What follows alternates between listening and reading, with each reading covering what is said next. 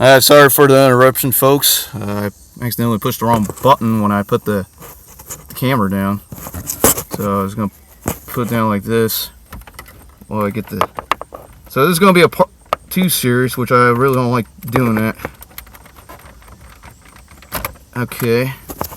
So over here I got this one plug harness off. That's on the 4 high and 4 low buttons.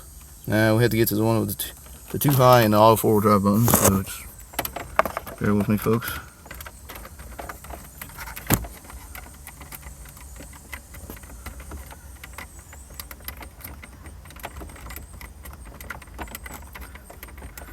Yeah, in fact, this is my first time I've done this. So this will probably be the first part 2 video of how to replace the 4x4 selector buttons on YouTube. Obviously, there's ones from 1999 to 2006. So not that many people have those. Alright, now we got the dash off, you guys. Put the camera. Yeah, see? I got it off. Even the headlight switch. That's just the headlight switch. It's good, but this needs to be replaced. So over here, I could probably put like a toggle switch for the fog lights if I wanted to. So I'm gonna push the camera down one more time until I...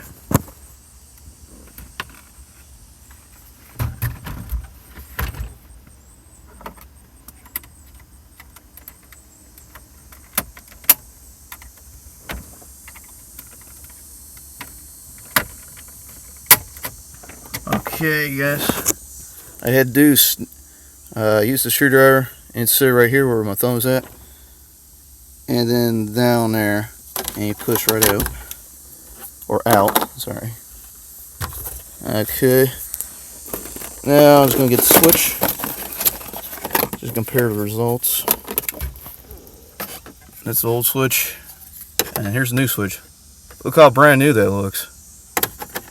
That one, it looks like there's a crack on the 4 low button. Now the 4 low button and the 4 high button, it's only how the light doesn't lit up. And only in 2 high it does. But those LED lights right next to the letters, they're supposed to light up. I mean, especially if I'm driving over town, the 2 high button's supposed to have the LED light lit. Yeah. So if it's not this, then it could be the shift actuator, which is easy to change out. You just need an adjustable wrench. Now, how cool is that? Okay, now we'll just connect these wires back up. So it should be easier now since we unplugged the plug and play situation. Oops. Okay, I probably had to put the camera again. Sorry, folks.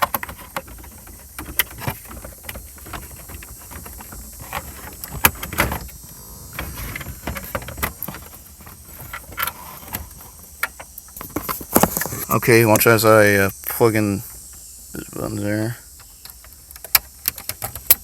It's going to tell you a little story. This is back when I was living in Colorado, when it was just my 2 uncles and my aunt lived there, and me and my parents. Okay, well, back then, I think it was in probably fall of 1997, my uncle leased it was a new Chevy Silverado Z71. It was like a 97 model. I can tell because it has this side airbag, just like this truck. And it has airbag shut-off switch around here. On the one in the SUVs, they don't have that. But it has the suicide door. Like I said, it was Z71. He has the same 4-bore push buttons I got. So at one time we got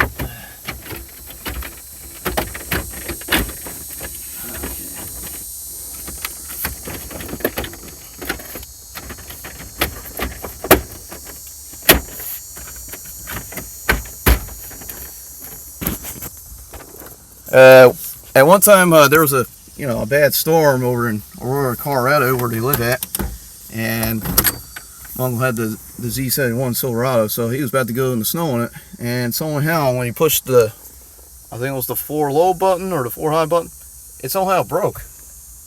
And I'm thinking, well, why would it do that? So he had to take it to the shop to get it fixed and whatnot. And I think he was driving the 2-wheel drive models. They load him a 2-wheel drive model just until we get the Z71 model fixed. And of course, he put a lot of miles on, I think, because he moved back to New Jersey where he was from, and then from there he took a trip to Canada, like to Ontario, to some campsite and all that. So he's been all pretty much everywhere. So that's what got me the idea to like these trucks. Yeah, but I ended up getting the SUV anyway, so it's close enough. I just had to reconnect the battery, shove the switch. Okay. So I'm going through the dash is easy, so I have to reconnect the battery. So that's why I want one of these trucks with the van transfer case, but this is all I found anyway, so in that price range. The first GMC Yukon I test drove was a 95, and they all have them standard with the manual transfer case. And for some reason, it doesn't shift. It never did, because there's supposed to be a light that lights up. I don't feel no reaction of lighting up, shifting or anything. There was a 985 Tahoe I looked at. It was a 2-door model. This guy just supposedly got a new engine and put a new transmission with 30,000 miles on it. And when he was connecting the transmission back, the new transmission on, the transfer case shift lever doesn't even work because it was on too high. Well, no, not too high. It was on 4 high when I started up and everything. And then I asked him, what's the matter with the 4-4 shifter? And he said, well, because I don't remember how to connect that back on when I put the new transmission. I thought to myself, well then he should have just took the 4-wheel parts to see if they could connect it back on for him. So I didn't want to buy it, because there's some, needing some new paint and all that.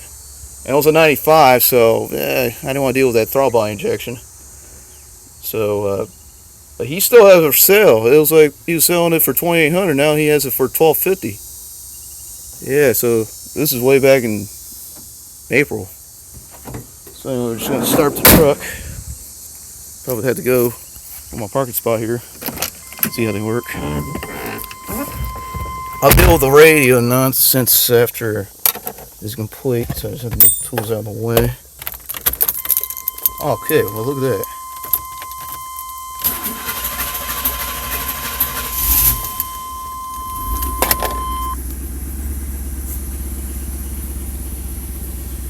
Huh. I don't understand why this light didn't light up. It's kind of weird. Alright, just going to test it out.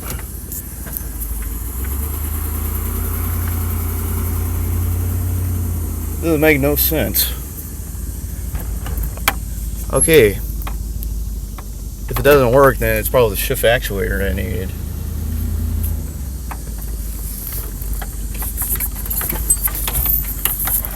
Okay.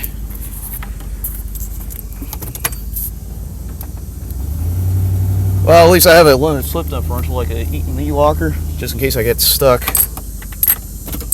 Alright. So let's put it in neutral. Let's push the 4 low button.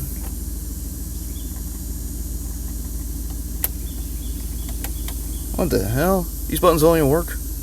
Well, it's a new switch, so it's probably the shift actuator. So I probably have to look up to see how much that costs. I just see if the 4 wheels are spinning. Yeah, it turns out it was the 2 wheels that are spinning.